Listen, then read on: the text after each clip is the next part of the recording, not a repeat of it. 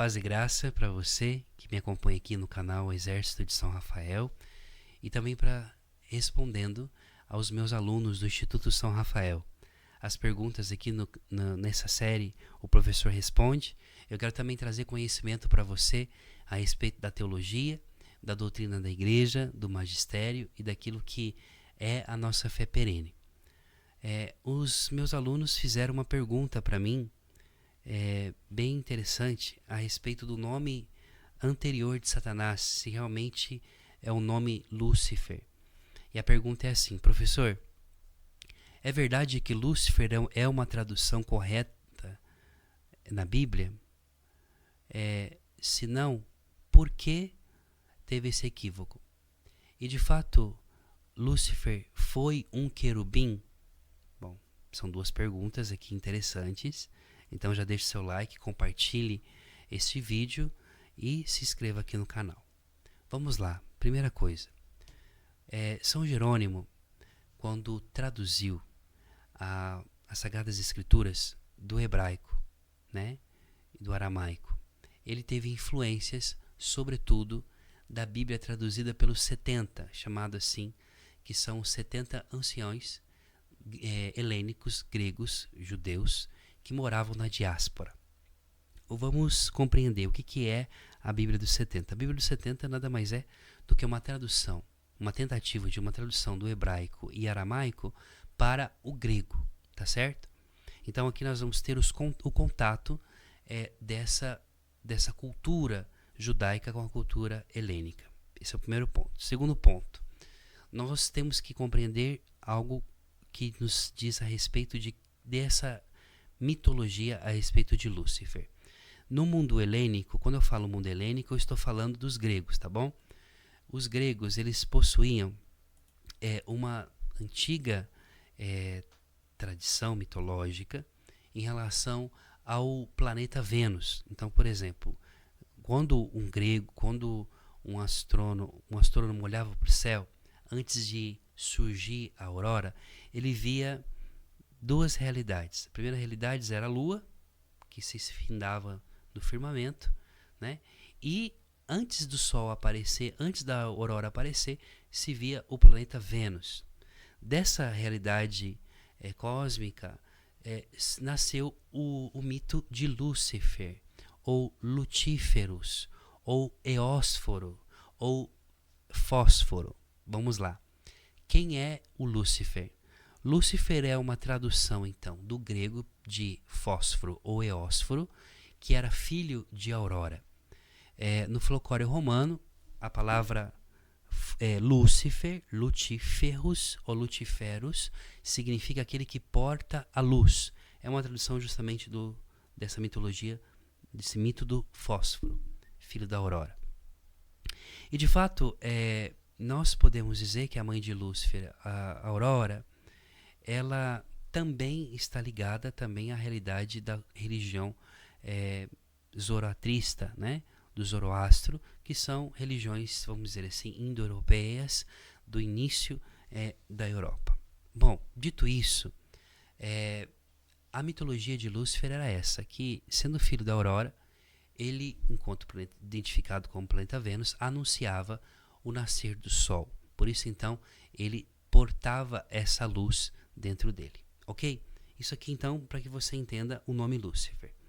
A partir disso, então, quando os judeus são levados para o cativeiro da Babilônia e vão ter contato com a cultura babilônica, logo em seguida também a cultura persa, né, que traz para nós essa mitologia, também a Sagrada Escritura assume, de alguma forma, essa palavra. Veja como faz sentido de alguma forma o fato de dizer, por exemplo, que aqui claramente esse texto está falando sobre esse rei soberbo, mas que se compara a Lúcifer, se compara ao filho da aurora. Veja, Isaías capítulo 14 diz assim: então, caíste dos céus, ó astro brilhante, filho da aurora.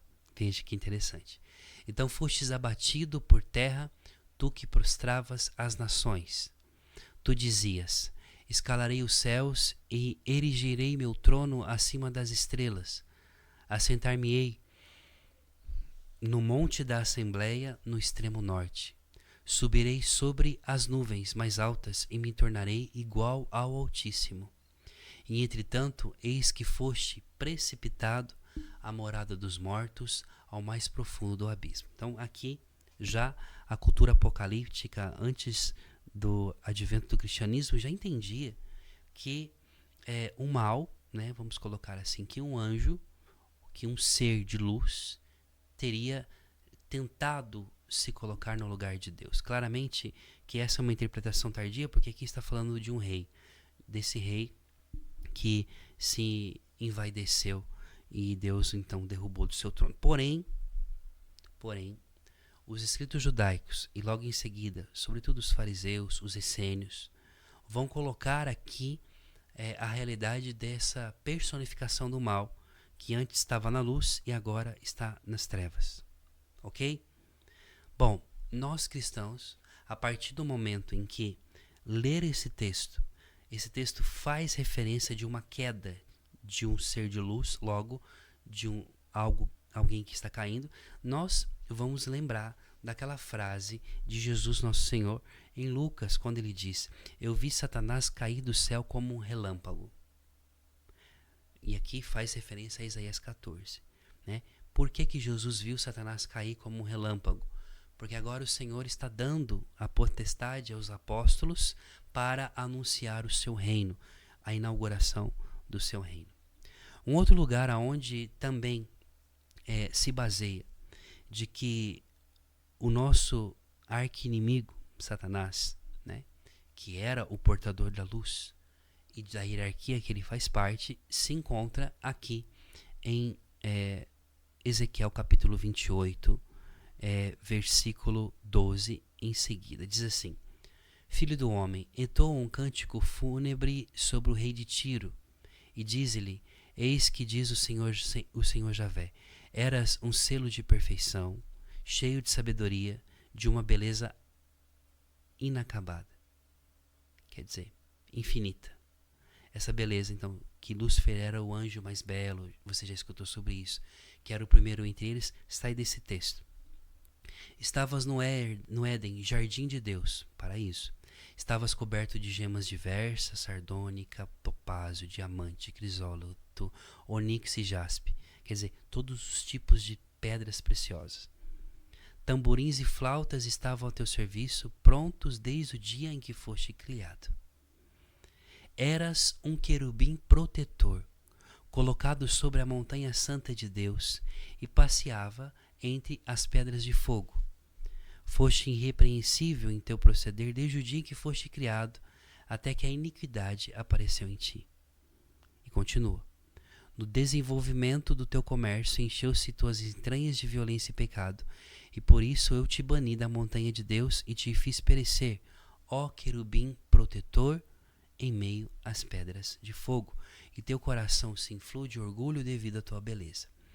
Bom, toda essa passagem aqui, ela traz para nós, então, aquilo que a tradição da igreja, e também ligado à Sagrada Escritura, ligado também à realidade dos judeus, da cultura judaica, os padres da igreja, o próprio São Jerônimo, entendeu, Santo Agostinho também, que este Lúcifer que cai dos céus, esse Lúcifer que na verdade aqui é essa estrela aqui, é o próprio demônio, o próprio Satanás, que destronado de sua posição no céu, cai e vem até nós. Então por isso que o nome Lúcifer é atribuído a Satanás.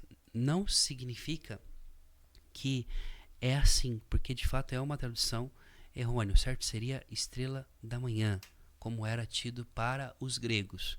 Mas, sendo que tinha esse mito, se encaixa totalmente aqui.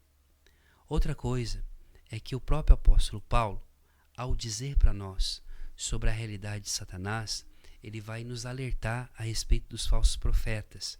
Em 2 Coríntios capítulo 11, versículo de 13 a 15, ele diz assim: Pois tais homens são falsos apóstolos, obreiros enganosos fingindo-se apóstolos de Cristo.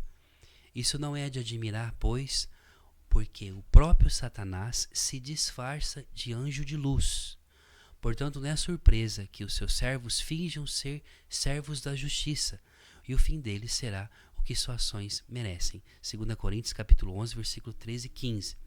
Aqui então o apóstolo Paulo está comparando os falsos apóstolos, os falsos profetas, os falsos evangelistas, aqueles que são falsos servos do Senhor, fazendo a comparação a esses como servos de Satanás e dizendo que Satanás também se disfarça de anjo de luz. Por que ele se disfarça?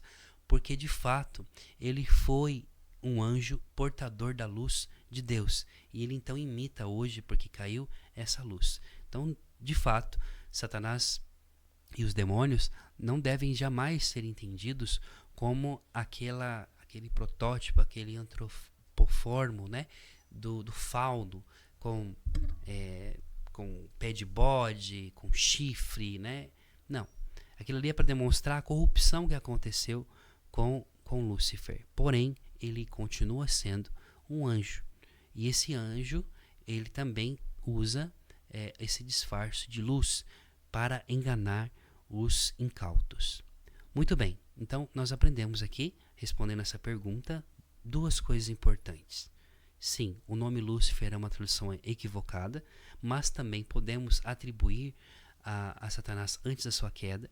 Sim, Satanás, até mesmo para Tomás de Aquino e para Gregório, era um querubim, porque tinha acesso diretamente ao conhecimento de Deus. Segunda coisa, esse querubim era para ter cuidado da terra. Então veja, o Senhor o colocou como guardião do Éden.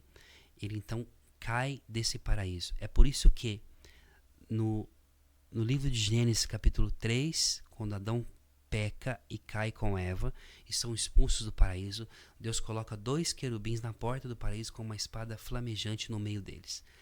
Por que também Lúcifer é considerado um querubim? Porque ele era o guardião da adoração a Deus. Os querubins são responsáveis da glória, são aqueles que são responsáveis também de ensinar os outros anjos a respeito da glória do Senhor. E são os que carregam esse mistério da adoração.